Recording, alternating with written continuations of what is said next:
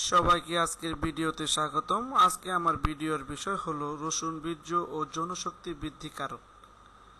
যৌনশক্তি এমন একটি জিনিস যা প্রত্যেকটি পুরুষ বা নারীর ক্ষেত্রে অত্যাবশ্যকীয়। তাই কিভাবে এর বৃদ্ধি ঘটানো যায় তাই এই ভিডিওটি দেখলে আমরা অবশ্যই জানতে পারবো। আসুন দেখি আজকের এই ভিডিওটি।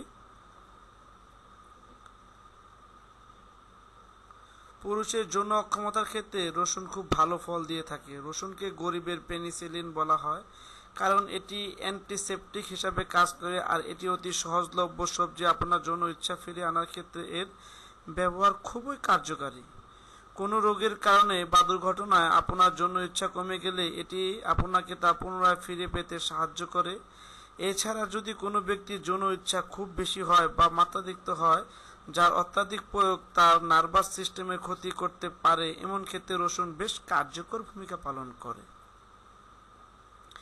বিশ্ব স্বাস্থ্য সংস্থা তথ্যমতে প্রতি মিলিলিটার শুক্রাণুতে 20 মিলিয়নের কম স্পাম থাকলে যে কোনো পুরুষের অনির্ভর হতে পারেন। বাজে খাদ্যাভ্যাস, ধূমপান, অ্যালকোহল, অনিয়ন্ত্রিত জীবন, ব্যায়ামে অনীহা প্রভৃতির কারণে দিন দিন অনুভরবরতা বাড়ছে। এক্ষেত্রে বিশেষ সহায়ক মশলা রসুন, কেননা সুস্থ স্পিন বা বীর্য তৈরিতে রসুনের জুড়ি মেলা ভার। ব্যবহার প্রণালী: প্রতিদিন নিয়ম করে কয়েক কোয়া কাঁচা রসুন খেলে শরীরের যৌবন দীর্ঘস্থায়ী হয়। যারা পরন্ত যৌবনে চলে গিয়েছেন তারা প্রতিদিন 2 কোয়া রসুন খাঁটি খাওয়া ঘি ভেজে মাখন মাখিয়ে খেতে পারেন। তবে খাওয়ার শেষে একটু গরম পানি বা দুধ খাওয়া উচিত, এতে ভালো ফল পাবেন। যৌবন রক্ষার জন্য রসুন অন্যভাবেও খাওয়া যায়। কাঁচা আমলকির রস 2 চা চামচ নিয়ে তার সঙ্গে 1 বা 2 কোয়া রসুন বাটা খাওয়া যায়।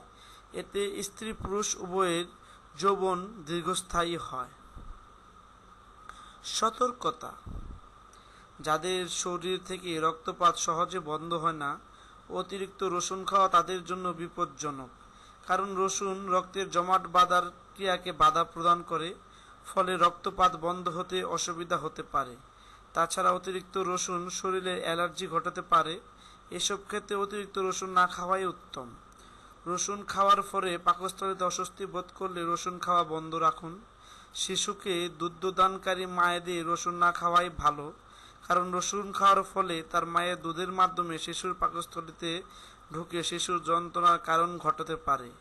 বিষয়গুলো সম্পর্কে সতর্ক থাকবেন। আমাদের এই ভিডিওটি যদি আপনাদের ভালো লেগে থাকে, যদি এই ভিডিওটি দেখলে কারো উপকার হবে বলে মনে হয়, অবশ্যই এই ভিডিওটি শেয়ার করুন। অন্যকে রসুনের ব্যবহার ও যৌবন শক্তি কীভাবে বৃদ্ধি করা যায় সেই সমস্ত জ্ঞান বাড়াতে সাহায্য করুন। সবাইকে পরবর্তী ভিডিওটি দেখার জন্য আবারও ধন্যবাদ জানিয়ে আজকে এখানেই শেষ করছি।